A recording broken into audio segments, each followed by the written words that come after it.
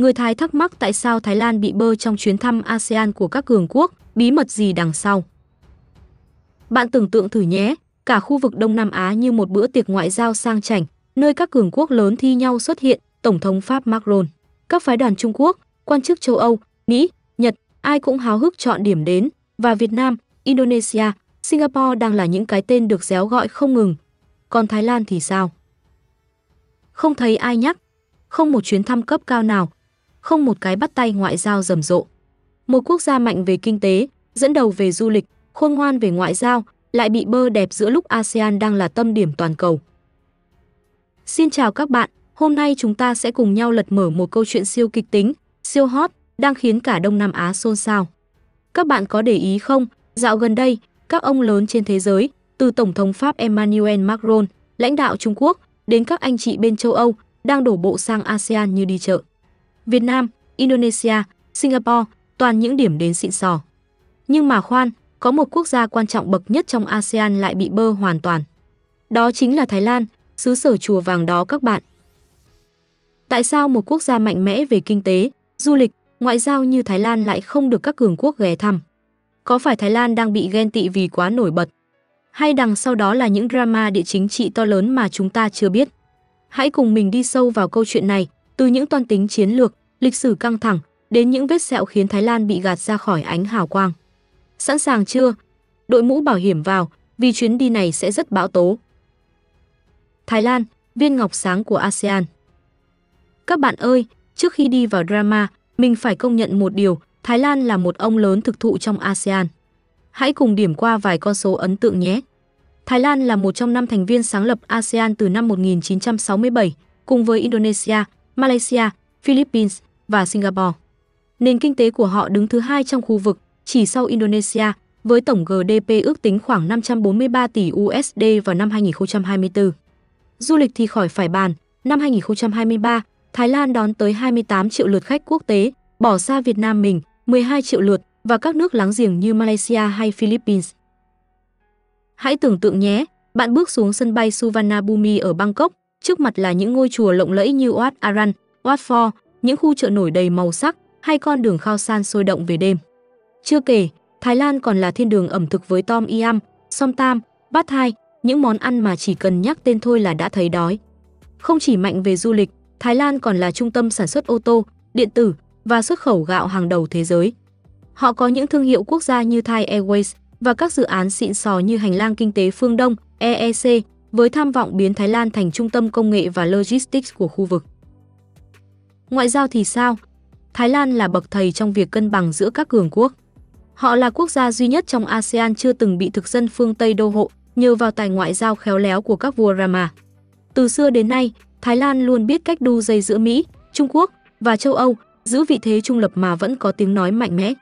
Bangkok từng tổ chức hàng loạt hội nghị cấp cao ASEAN và là nơi đặt trụ sở của nhiều tổ chức khu vực. Vậy mà, trong chuyến công du ASEAN của Tổng thống Pháp Emmanuel Macron vào tháng 5 năm 2025, Thái Lan lại không có tên trong lịch trình. Lạ lắm đúng không? Một quốc gia toàn diện như vậy, tại sao lại bị bơ? Thế giới đa cực và cuộc đua giành ảnh hưởng. Để hiểu tại sao Thái Lan bị gạt ra ngoài, chúng ta phải nhìn vào bức tranh lớn hơn, thế giới đang bước vào thời kỳ đa cực, nơi các cường quốc như Mỹ, Trung Quốc và Liên minh châu Âu, EU đang cạnh tranh gay gắt để giành ảnh hưởng. ASEAN, với dân số hơn 650 triệu người và tổng GDP khoảng 3.200 tỷ USD, là một miếng bánh ngon mà không ai muốn bỏ lỡ. Các chuyến công du của lãnh đạo các nước không chỉ là dịp để bắt tay, cười tươi chụp ảnh, mà còn là những nước cờ chiến lược nhằm ký hợp đồng béo bở, củng cố liên minh và đối phó với các thách thức như chuỗi cung ứng toàn cầu hay xung đột địa chính trị. Hãy nhìn vào chuyến thăm ASEAN của Tổng thống Macron vừa qua. Ông ấy chọn Việt Nam là điểm đến đầu tiên. Tại sao? Vì Việt Nam mình đang phát triển như vũ bão, với tốc độ tăng trưởng GDP trung bình 6,4% trong 2 thập kỷ qua. Các công ty châu Âu, đặc biệt là Airbus của Pháp, đang nhắm đến các hợp đồng mua máy bay, vệ tinh quan sát trái đất và cả công nghệ năng lượng sạch của Việt Nam. Tiếp theo là Indonesia, quốc gia đông dân nhất ASEAN, với hơn 270 triệu người và là trung tâm ngoại giao khu vực. Cuối cùng là Singapore, đại bản doanh tài chính và quốc phòng, nơi diễn ra đối thoại Shangri-La 2025, hội nghị an ninh hàng đầu châu Á, nơi Macron đã có bài phát biểu quan trọng kêu gọi ASEAN tiếp tục ủng hộ Ukraine trong bối cảnh xung đột với Nga. Nhưng Thái Lan đâu? Với vị thế kinh tế, du lịch và ngoại giao ngang ngửa, thậm chí nhỉnh hơn ở một số khía cạnh, tại sao Thái Lan lại không được Macron ghé thăm? Không chỉ Macron, các lãnh đạo từ Trung Quốc, Nhật Bản và nhiều nước châu Âu khác gần đây cũng dường như né Thái Lan. Có phải Thái Lan đang bị ghen tị vì quá mạnh? Hay có drama gì to lớn hơn mà chúng ta chưa biết? Hãy tiếp tục đào sâu nào. Lịch sử và những vết sẹo chưa lành. Các bạn ơi, để hiểu rõ hơn, chúng ta cần quay ngược thời gian, nhìn vào lịch sử và những vết sẹo trong quan hệ của Thái Lan với các nước láng giềng và cường quốc. Thái Lan, dù chưa từng bị thực dân đô hộ, nhưng không phải lúc nào cũng êm du với các nước xung quanh. Một ví dụ điển hình là tranh chấp lãnh thổ với Campuchia quanh khu vực đền Previher, kéo dài từ những năm 1960 và bùng phát trở lại vào đầu thế kỷ 21. Những căng thẳng này, dù đã được giải quyết phần nào qua phán quyết của Tòa án Công lý Quốc tế ICJ, nhưng vẫn để lại di chứng trong quan hệ khu vực. Một số nước ASEAN, đặc biệt là Campuchia, đôi khi vẫn nhìn Thái Lan với ánh mắt dè chừng.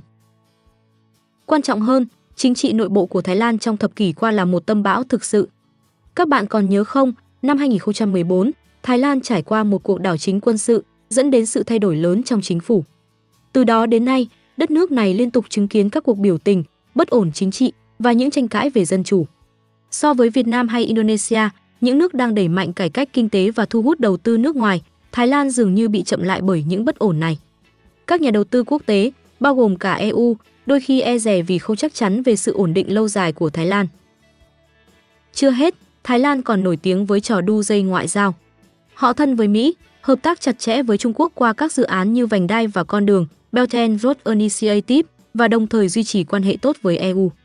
Nhưng trong bối cảnh thế giới đa cực, khi Mỹ và EU muốn các nước ASEAN chọn đội rõ ràng để đối phó với Trung Quốc, sự trung lập của Thái Lan có thể khiến các cường quốc cảm thấy Bangkok không phải là đồng minh chiến lược đáng để đầu tư thời gian. Nói một cách đơn giản, Thái Lan giống như một hot boy được tất cả mọi người để ý, nhưng lại không muốn đính hôn với ai, nên bị các cường quốc cho ra rìa. Thái Lan có đang bị ghen tị? Bây giờ, hãy thử đặt giả thuyết, liệu Thái Lan có đang bị ghen tị vì quá mạnh? Nghe thì hơi drama, nhưng không phải không có cơ sở. Hãy nhìn vào sức mạnh của Thái Lan một chút. Về du lịch, Thái Lan là ông hoàng của khu vực, với những điểm đến như Bangkok, Phuket, Chiang Mai, thu hút hàng triệu du khách mỗi năm. Về kinh tế, Thái Lan là trung tâm sản xuất ô tô của châu Á, với các thương hiệu lớn như Toyota, Honda đặt nhà máy tại đây. Họ còn là một trong những nước xuất khẩu gạo lớn nhất thế giới và có những dự án công nghệ cao như EEC, cạnh tranh trực tiếp với các trung tâm như Singapore hay Thâm Quyến. Trong lĩnh vực hàng không, Thái Lan là một thị trường quan trọng cho cả Boeing của Mỹ và Airbus của Pháp. Thai Airways, hãng hàng không quốc gia, đã sử dụng cả hai loại máy bay này trong đội bay của mình. Nhưng gần đây, khi Việt Nam công bố các hợp đồng mua máy bay Boeing, Pháp lập tức chạy nước rút để bảo vệ thị phần của Airbus. Tổng thống Macron đến Việt Nam, ký hàng loạt thỏa thuận hợp tác, từ hàng không đến năng lượng. Trong khi đó, Thái Lan đã có mối quan hệ ổn định với cả Boeing và Airbus, nên có thể Macron nghĩ rằng không cần phải đổ mồ hôi để thuyết phục Thái Lan ngay lúc này. Hơn nữa, Thái Lan còn là một trạm trung chuyển quan trọng trong chiến lược vành đai và con đường của Trung Quốc. Các dự án như đường sắt cao tốc nối Bangkok với Trung Quốc đang được triển khai, khiến Mỹ và EU hơi lấn cấn. Họ lo rằng nếu đầu tư quá nhiều vào Thái Lan, họ có thể đang làm lợi cho đối thủ. Nói cách khác, Thái Lan quá khéo léo trong việc đu dây, đến mức các cường quốc cảm thấy không cần phải ưu tiên Bangkok trong lịch trình công du. Các bạn ơi, để hiểu rõ hơn, chúng ta cần nhìn vào vai trò của ASEAN trong cuộc đua địa chính trị. ASEAN không chỉ là một khối kinh tế, mà còn là một sân chơi nơi các cường quốc thể hiện sức mạnh. Mỹ muốn ASEAN đứng về phía mình để kiềm chế Trung Quốc. Trung Quốc muốn ASEAN tham gia sâu hơn vào các sáng kiến như vành đai và con đường.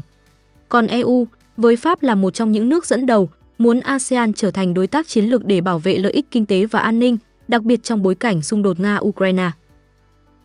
Trong chuyến thăm của Macron, ông đã kêu gọi ASEAN tiếp tục ủng hộ Ukraine, nhấn mạnh tầm quan trọng của an ninh chung. Việt Nam, Indonesia và Singapore được chọn vì họ đại diện cho các khía cạnh khác nhau. Việt Nam là ngôi sao đang lên về kinh tế, Indonesia là trung tâm ngoại giao và Singapore là đầu não tài chính và an ninh. Thái Lan, dù mạnh mẽ, nhưng có thể bị xem là quá trung lập trong mắt các cường quốc. Họ không muốn đứng hẳn về một phía, mà luôn tìm cách cân bằng giữa Mỹ, Trung Quốc và EU.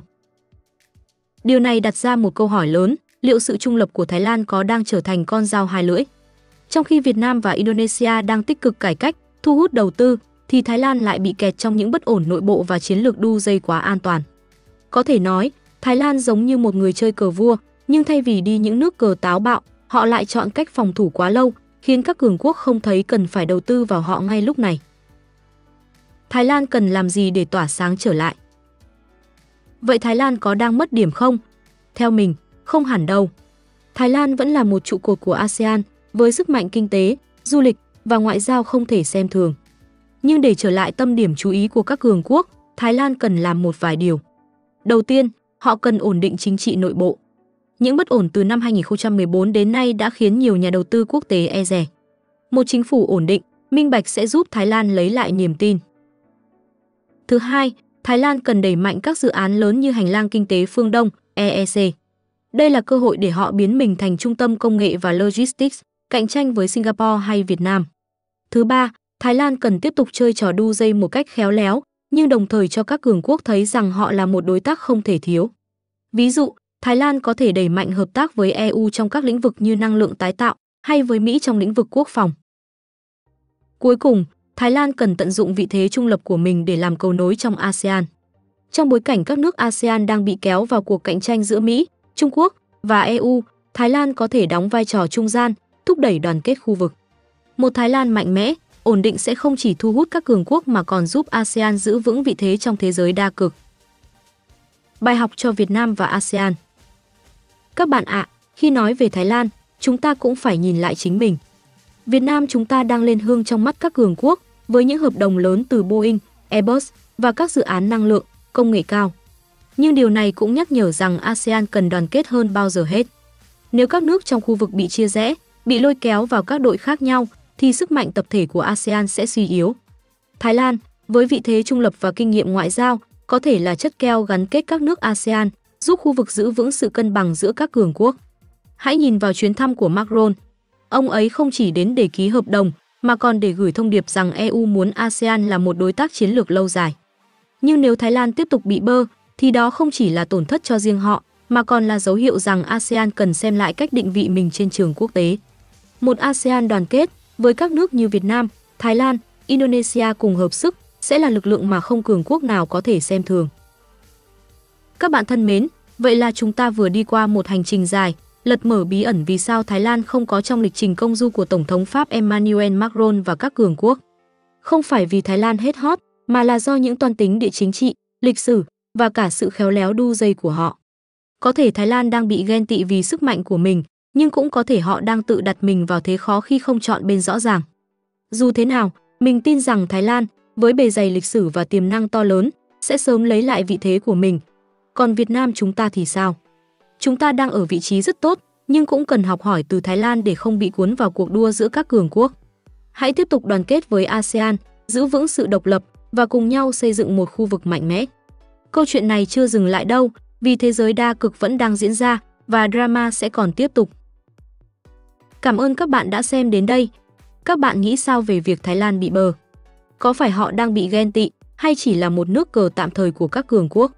Hãy chia sẻ ý kiến của bạn nhé. Hẹn gặp lại trong những câu chuyện kịch tính tiếp theo.